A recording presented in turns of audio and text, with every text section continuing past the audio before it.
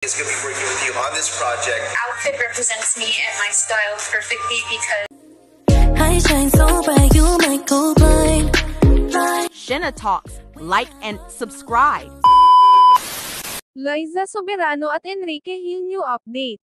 Enrique Hill spotted with boss meeting with Ticket to Me marketing and comms executive.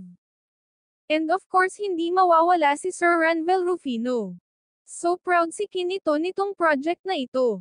He said Ticket to Me is a very honest project and he cannot wait to see it.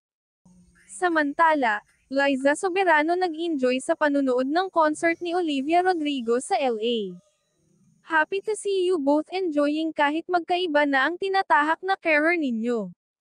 Patuloy pa din itong iniendorso ang Gucci.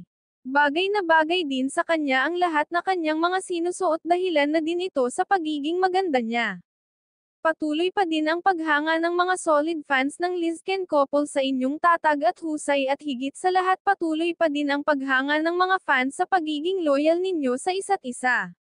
Mabuhay ang Lizken couple!